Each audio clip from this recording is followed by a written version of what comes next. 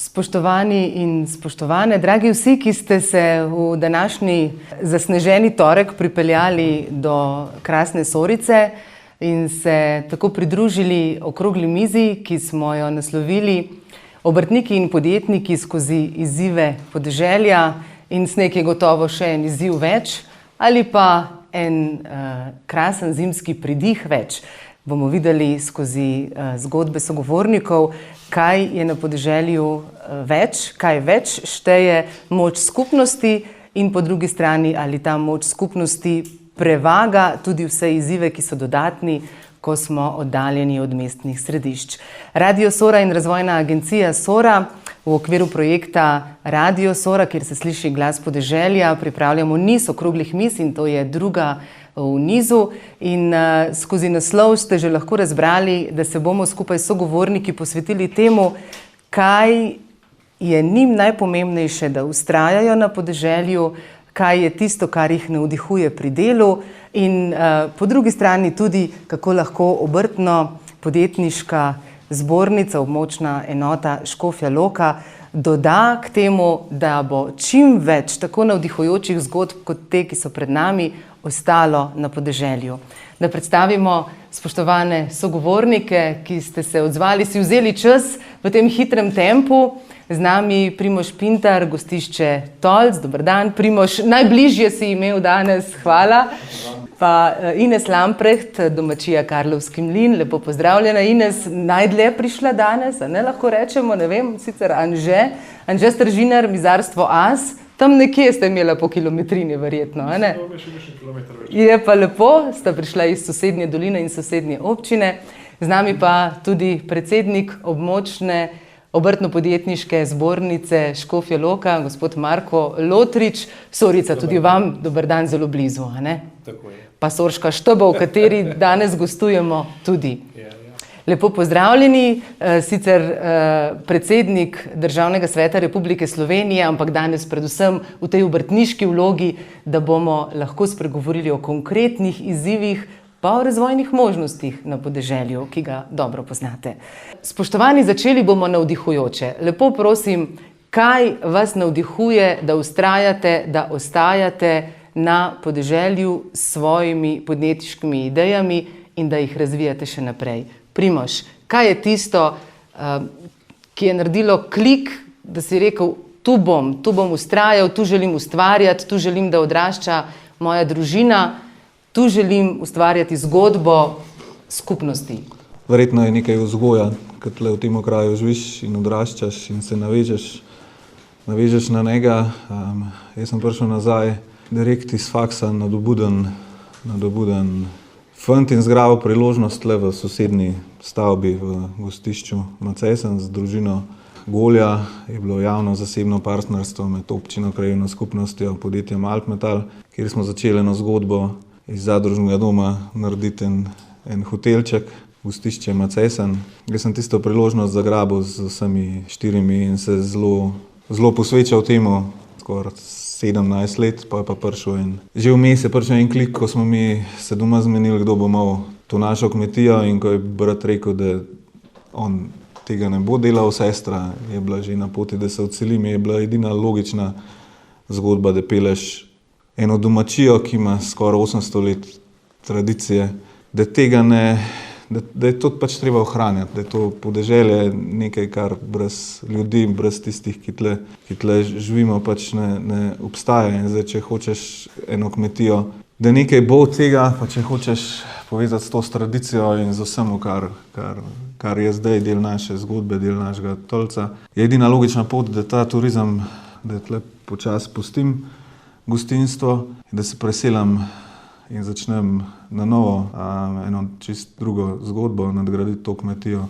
Takrat smo v slogan Sorško domače, malo drugače, pa se pa enkrat ujel v zanko, da ima isti slogan gostilna Mihovc. Tako da zdaj tega ne uporabljam več, ampak vedno sem imel to v glavi. Sorško domače, malo drugače. Ines, danes govorimo o stoletnih tradicijah, tudi domačija Karlovski mlin ima več stoletno, 400-letno. Kaj te je navdihnilo, da ostaneš doma? Da si rekla, tu želim ustvarjati, tu želim peljati naprej, seveda na srečo presrečnih staršev verjetno. Ja, Kot prvo, po šoli sem iskala službo in je bilo povečanje dela in je bila tudi edina naravna pot, da ostanem doma pa pomagam staršema. In usporedno s tem sem delala piškote in na koncu so se v bistvu piškoti toliko povečali, da sem se začela ukvarjati izključno s tem, pa se temu posvečati. In to je pa tisti zagon, ki ti ga dajo ljudje, kupci, ki podpirajo izdelke in to me še vedno želja naprej. Ljudje. Ki jih cenijo, samo še v številkah, ker imamo radi številke. Ja. A ne, tu ni zdaj 2 pladna piškotov na dan, ustvariš tono do 2 piškotov na mesec. Tako je, ja. In prodaš, tako. Tako, ja. Januarja mogoče malo manj, pa potem februarja spet več. Anže, ti pa svojo večstoletno tradicijo začenjaš pisati, a ne? Kaj te je navdihnilo, da ostaneš doma, da izmed vseh podjetij, ki se ukvarjajo z lesom v Poljanski dolini, greš na svojo pot, da si sam svoj šef? Želje živeti v mestu nikoli nisem imel, tudi zdaj, pač da bi me v mestu porinil, ne bi šlo čez. Želje po sami poti sem že pač razvijam od otroštva. Skozi sem bil tudi pač želel imeti na svoje, delati svoje izdelke, biti sam svoj šef. Kar je dobro in slabo. Zaenkrat smo kar uspešni na tem, upam, da bo še tako naprej. Če bo predvsem pa če to dopuščal, predvsem država pa Sistem v celoti, verjetno. Tako. Brez lesa pa si ne predstavljaš življenja, a ne? To pa les imam že, z lesom se ukvarjam v bistvu že od osnovne šole. Začel sem z modelarstvom, zdaj je šlo malo to naprej že precej. Delamo notranjo opremo, tako da... Najraje imaš, a ne, če so stvari inovativne, sem slišala. Če ni tako, po jusu. Tako, jus je... Raje vidim, če je v bistvu, da ima bolj modern dizajn, drugače pa dosti delamo tudi z arhitekti, tako da... Tudi danes sedimo za eno domačo izdelavo, lahko rečemo domačina tukajle z tega konca, pa še enega domačina lahko rečemo gostimo. Gospod Lotrič, če se vrnete pa še vi nazaj v tale leta, ne, ta mladostna zagnanost, kaj je vas takrat gnalo v podjetništvo, ki je zdaj v svetovnem vrhu? Kje ste črpali tisto energijo takrat v rosnih letih? Začel sem leta 1991, vemo, to so bile leta osamosvajanja, tudi ne samo posameznikov, ampak naše države, Republike Slovenije. In verjamem, da vsi tisti, ki pomnimo te čase, vemo, da je bila takrat ta energija sama po sebi bila toliko prisotna. Ne vem, vse se je prebujalo kot neka pomlad, res ni bilo treba veliko nagovarjati ljudi. Iskali smo si nove poti. Takrat moramo vedeti, da so firme propadale, da ni bilo več ponudbe na trgu. Pravzaprav je manjkalo vsega tako, a ne, ker so res, da obstoječim obrtnikom je bistveno padel, se pravi, obseg dela, ker ni bilo več bivše Jugoslavije. Trgi so se zaprla, ne? Ampak za te nišne, take kot recimo moja dejavnost, je pa takrat kar klicala po nekih novih ponudbah, ker je s tem tudi seveda se tam zaprlo nekaj podjetij, tudi v naši bližini, so šli v stečaj in to je potem pa ne vem, ni bilo takrat nekih spodbud v smislu start-up ali pa ne vem, ja, državnih spodbud. Edina spodbuda je bila to, da v prvih letih ni bilo treba plačati davka na dobiček, recimo, sicer pa v prvih letih tako in tako nobeden po mojem ni ustvarjal od dela in od rok to, rekel, neke zaslužke. Ampak ja, to mislim, da je treba poudariti, da so bili to drugačni časi od danes in da je nemogoče primerjati. In če pogledamo danes, ko obrtna zbornica podeljuje nagrade, pa ni važno, katera območna obrtno-podjetniška zbornica, a ne, vidimo, da največ plaket se podeli za 30 let, 35 let delovanja in najmanj za 5 ali pa 10. To samo kaže na to, a ne, kako je bilo v tistem času, ne vem, bom rekel, samo je klicalo po temu, da si šel, bom rekel, na to pot. In jaz se spomnim in niti slučajno nisem pomišljal, da bi bilo to izven nekega domačega okolja ali pa da bi se mogel za to nekam preseliti. Katere izzive ste imeli zaradi tega, ker ste ostali v domačem okolju? Ja, glede na to, da imamo storitveno dejavnost, je največji izziv transport oziroma pot do stranke, logistika. Zelo dobro se spomnim prvih leta, ko ni bilo avtocest. In pot do Maribora je trajala po 4 ure in nazaj 4 ure, torej si mogel dobro načrtovati, kaj boš sploh lahko v tistem delu naredil. Ker sem bil takrat samozaposlen, še brez sodelavcev, ur nisem štel, in ure nisem mogel niti obračunati, ampak pomembno je bilo to vedno, da sem lahko prišel nazaj domov. Izziv je bil ta, kasneje, verjetno se vsi spomnimo, tu pa še ni toliko dolgo nazaj, ko so popravljali most v Mednem. In naredili so sam en pas obvoza, tako da je bilo na vsak stran kolona. In če smo mi hoteli čez prideti, si čakal v vrsti. Približno do pol ure smo čakali zjutraj v vrsti in nazaj tudi. In glede na to, koliko sodelavcev je šlo takrat proti Ljubljani in naprej po Sloveniji, smo mi imeli enega tam zaposlenega.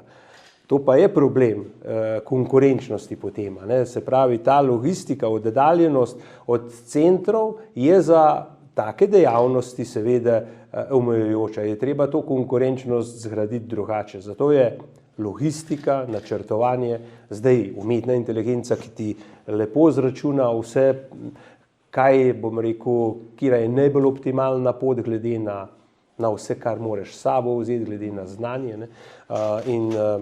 Ampak jaz sem vesel res, da obrtništvo na Škofjeloškem tako dobro živi, da se prenaša z roda v rod, to je najlepše slišati, in pa v obrtni zbornici opažamo, pa ne samo v Loški, da res tradicionalne obrti ostajajo, da je zanimanje za izdelke, ki imajo malo drugo sporočilno vrednost, kot pa samo ne zameriti neko ploskovno pohištvo, ampak recimo tako, kot je ta miza, kot so stoli, da potem to da pridih, potem tudi pri meni v dnevni v kuhinji. Doma. Pridih doma. Bravo. Anže, kaj bi označil kot dušilca tvojega razvoja, če gremo zdaj mogoče na ta drugi del, na drugo plat, ko ta navdih, ki smo ga danes slišali v začetku okrogle mize, pade na realna tla birokracije, transporta, logistike, kot je omenil gospod Lotrič. Kaj duši razvoj mizarstva AS? Ja, do določene mere tudi same finance, glede na to, pač država je skozi belačna, skozi višji so prispevki, višji so pač dajatve. Druga težava so tudi v bistvu papirologija, skozi več je v bistvu tega. Deloma je to, se pravi, kriv sam razvoj, je pa tudi precej v bistvu, ne vem, država lahko bi to precej drugače tudi zapeljala, to naprimer digitalizacija, naprimer, da pride ministrica za digitalizacijo s 3 fascikli, to je že malo povprašanje. Drugače pa ja, problem so tudi delavci, naprimer, problem je dostop, da ti recimo težko ti dobiš nekoga, da bi ga v bistvu učil same obrti pa vsega od začetka, ker čist konkreten primer pri meni, ti ne moreš priti z avtobusom, ne moreš priti lih, lahko prideš s kolesom, sam že moraš biti malo športnika. Tako da, ja, pač mora recimo zaposlen oziroma vajenec pač mora imeti avto, da tako pride. Tako da ja, tu so v bistvu 3 taki glavni. Pri tebi, Ines, kaj je tisto, kar duši tvojo ustvarjalnost? Tudi, da ne prideš do 3 ton peke na mesec, če bolj za šalo kot za res. Ampak tudi za res, v vsaki šali je nekaj resnice. Ustvarjalnost, navdih, mladostna energija, dajmo, peljmo naprej in potem tista realnost. Kateri so zaviralci pri tebi, da ne zrastajo piškoti tako, kot bi lahko? Ja, pri nam opažam največji problem, pa tudi ostalih, ko govorim z ostalimi mikropodjetniki, je v bistvu strah pred zaposlovanjem, ker v bistvu, da ti nekoga zaposliš, ti ne prinaša rešitve, ampak ti prinaša samo dodatno tveganje.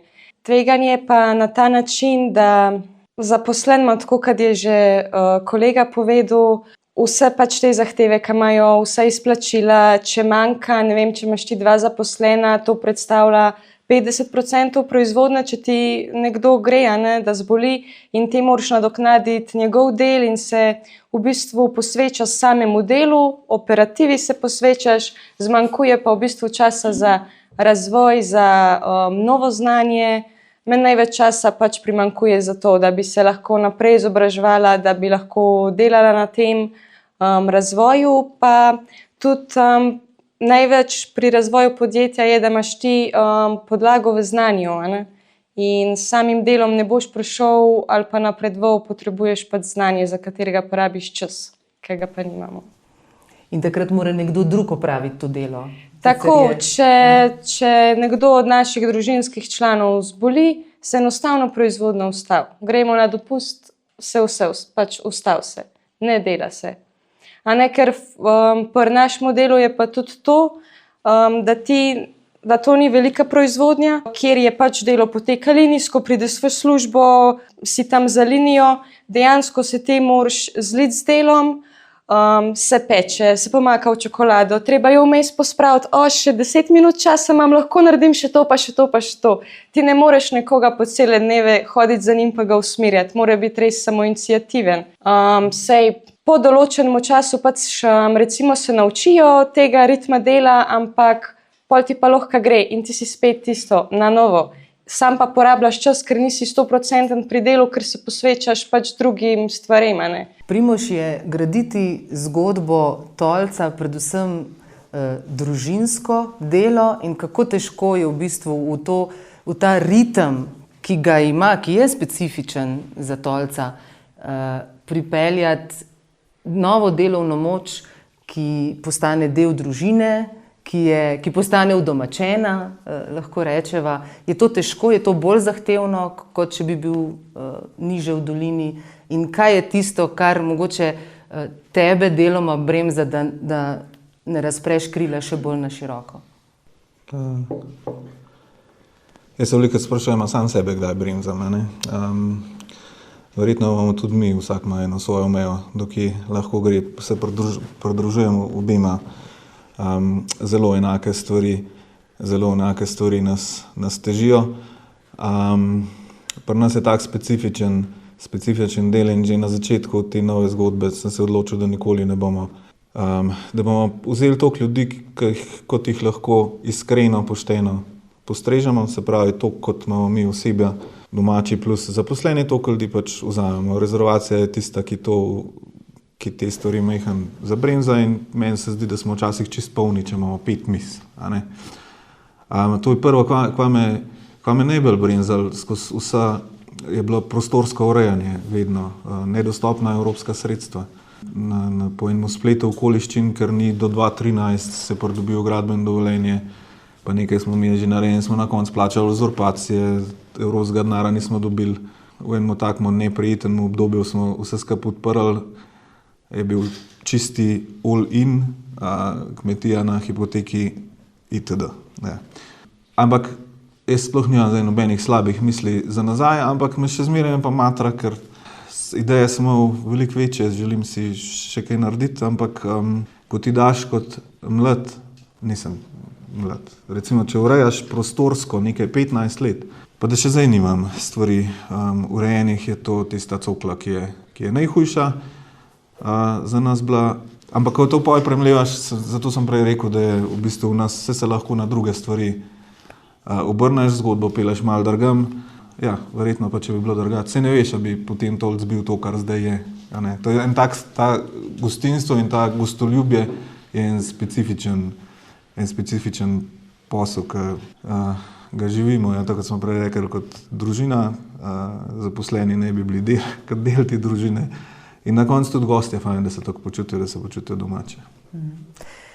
Gospod Lotrič, kako lahko te izzive, ki smo jih zdaj le slišali, nagovori ali pa pomaga reševati tudi območna obrtno-podjetniška zbornica Škofja Loka ali pa Obrtno-podjetniška zbornica Slovenije kot v bistvu glavna organizacija, ki podpira, ki je tudi deležnik in sogovornik vlade, parlamenta. Na kakšen način lahko tej mladi, mladostni energiji, zagnanosti pomagate?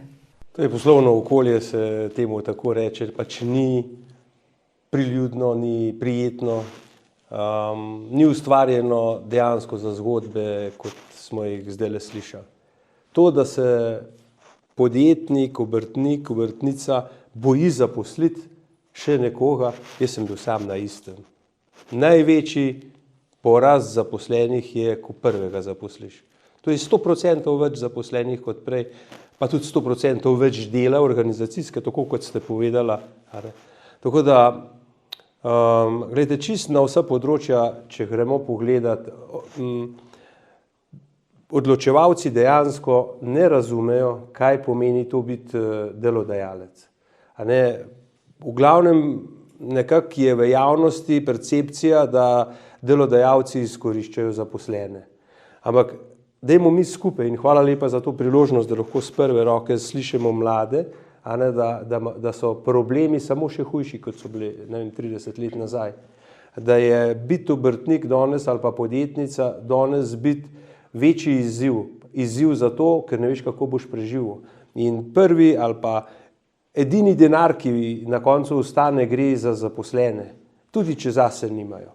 In to je večna travma, kako biti dober delodajalec za zaposlene in pač za goste v tem primeru, za izdelke, ki jih tako ali prehranske ali pa pač iz lesa izdelke.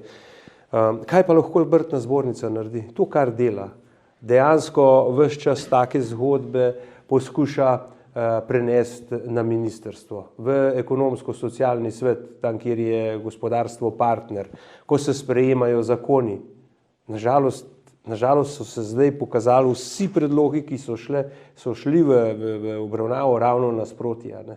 Mi smo, OECD pač pove, mi smo 44,6 smo obdavčeni, 6. v Evropi, glede na standard je to pač največja obremenitev in ne vem, če zaposleni v Italiji na mesec dobi neto 500 evrov več ob istem strošku za delodajalca, potem vemo, da je nekaj narobe.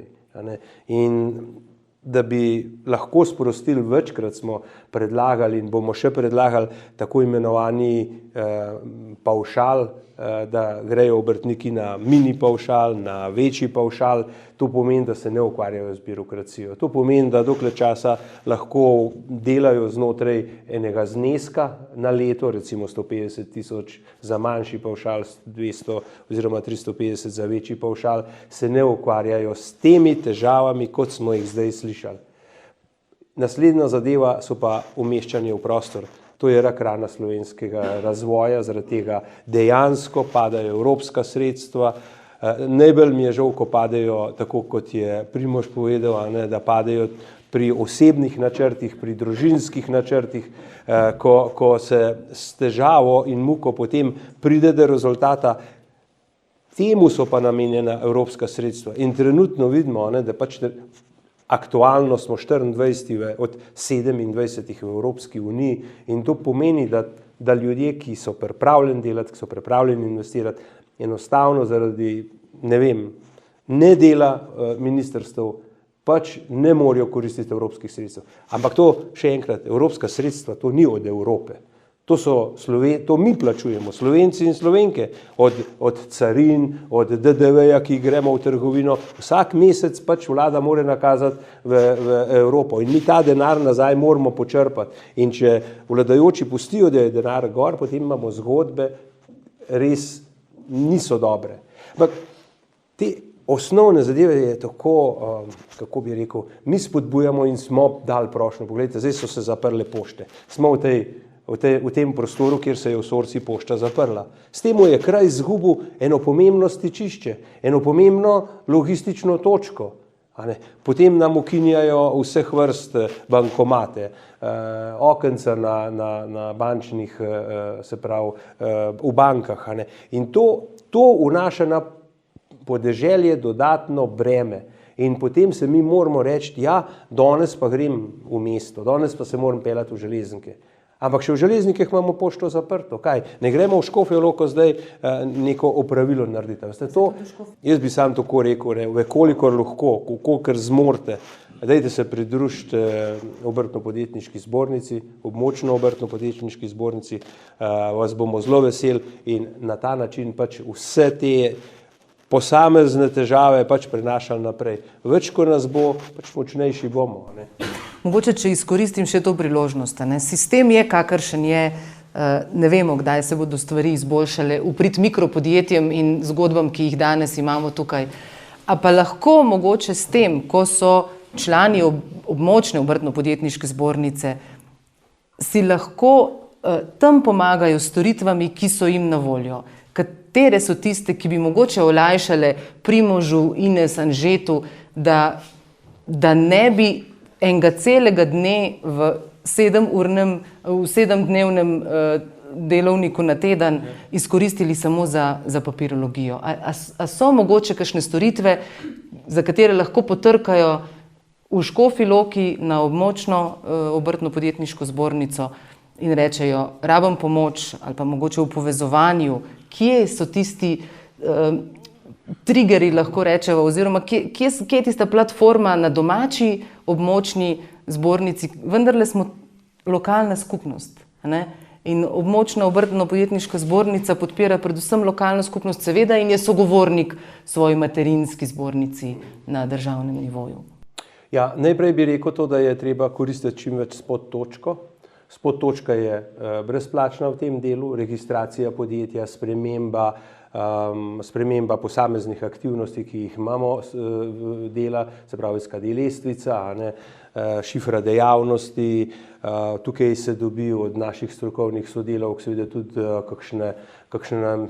kakšne odgovori, ker pridite na spod točko, velikrat se lahko tudi pogovorite po telefonu, tako da ni treba se zapeljati prav v Škofjo Loko, ampak zagotovo daleč največ vpisov, sprememb, teh administrativnih težav se reši na obrtni zbornici, kjer sta dve zaposleni in bosta dala vsakemu odgovor. Ta spod točka lahko se spremeni, recimo, ne vem, osnovni kapital, potem ga ima že enkrat, pa tudi samo odprtje, se pravi, obrti, absolutno se izvede na tej spod točki. Tam je vse na razpolago in to je brezplačno. Gre samo za to, da potem dodatna svetovanja, kolikor jih rabijo, se izvedejo, bom rekel, lahko ena na ena, lahko pa v skupini. In to je zelo pomembno, je poudariti, da je tukaj velika pomoč. Druga zadeva, ena konkretna zadeva, verjetno poznamo okusi Škofjeloškega. Tukaj je tudi obrtna zbornica območna pristopila k projektu, kjer izbranih 12 ponudnikov, tako gostinskih obratov, kot pa tudi kot pa kmečkih turizmov, nudi eno izvrstno kulinariko v času v januarju. To je, jaz bi vsem rekel, da naj se naslednje leto, ker januar je zaključen, naj se naslednje leto spomnijo in naj pridejo v naše konce 12 izvrstnih ponudnikov. To je tudi neka, bom rekel, promocija dela naših članov. In te promocije je potem skozi leto, skozi vse sekcije večkrat. Tudi sekcije peljejo na različna izobraževanja, organizirajo izobraževanja, grejo na sejme, tako doma kot predvsem v tujini. Obiščemo sejme Expo, recimo je bil v Milanu, pa v Dubaju, pa je bil na Japonskem. Skratka to, in moram reči, neverjetno kakšno veliko zanimanje je na Škofjeloškem za to vrstna izobraževanja, ki seveda se potem združijo tudi malo bom rekel, v prijetno druženje. Rešujemo tudi, ker smo na tem okolju, smo zelo odvisni tudi od občinske politike, kar se tiče umeščanja v prostor, pa mogoče še kakšnega nadomestila za stavbno zemljišče ali karkoli nastane. Parkrat na leto, 3-4krat na leto imamo na obrtni zbornici, na območno obrtno-podjetniški zbornici sestanek z vsemi župani, z vsemi poslanci, tudi z obrtniki določenimi, ki pridejo in naj pač obrnejo telefon, naj povejo in pošljejo mail v Škofjo Loko na območno zbornico in naj povprašajo povsod tam, kjer jih teži. Verjetno bo v nadaljevanju kar nekaj sprememb se nam obeta, upam, da v korist obrtnikom in podjetnikom, tem predvsem manjšim, da vse informacije sproti dobivajo preko zbornice. Primož, kje bi pri svojem delu najbolj potreboval eno roko pomoči? Zdaj, jaz moram to prvo pohvaliti.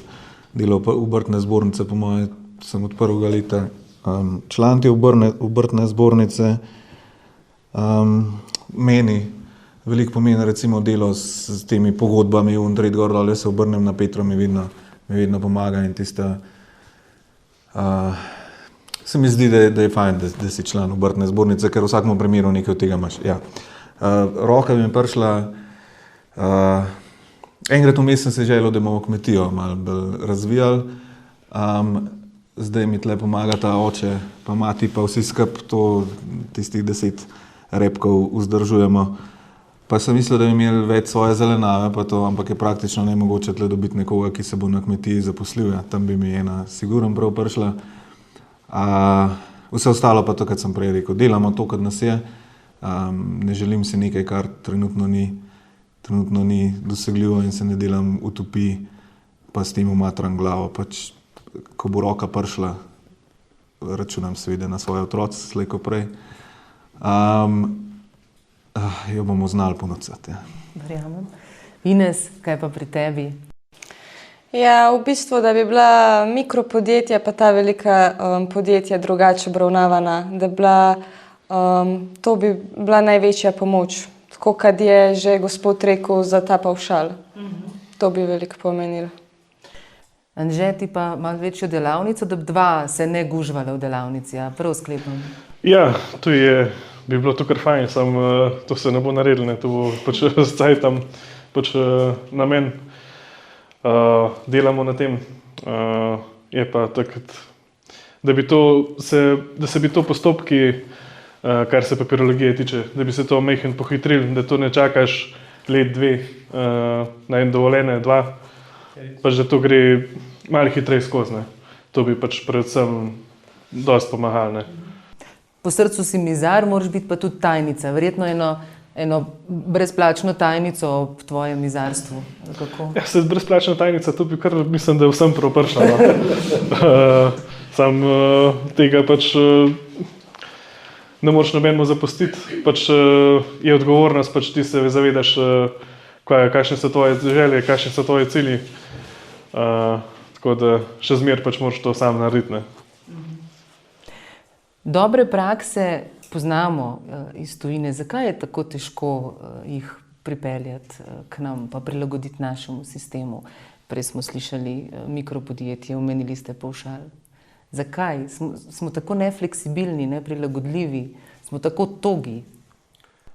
Jaz mislim, da če bi razumeli, da podeželje živi zaradi ljudi, ki so na podeželju, če bi razumeli, da je pač Slovenija lepa zaradi tega, ker kmeti še vedno obdelujejo površine, orjejo njive tam, kjer je praktično nemogoče, vzdržujejo pašnike in hvala lepa vsem kmeticam in kmetom, da to še naprej delajo. Če bi to ljudje razumeli, da domača obrt na podeželju, da je to življenje kraja.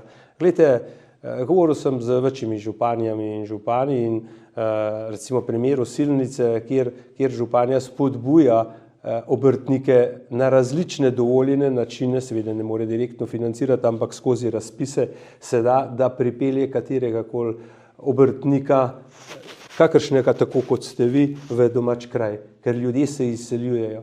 In kaj se zgodi? Glejte, teritorialna varnost, oni so obmejna občina, teritorialna varnost je potem ogrožena, ko enkrat ljudje izginejo iz enega obmejnega območja. Potem prehranska varnost nam postane ogrožena. Mi imamo samo 8500 družinskih kmetij v Sloveniji in če ne bomo vsako posebej merkali, če ne bomo vsakega obrtnika, obrtnico, podjetnika sprejeli kot rešitelja, ampak to je ideološki problem. Samo za to gre, ker vsak, ki gre na lastno pot, postane v tistem momentu pač nasprotnik. To bom rekel, razmišljanju, trenutno pač tistemu, ki vlada in ne razumejo, da je to način življenja v Sloveniji, da podeželje sestavlja Slovenijo.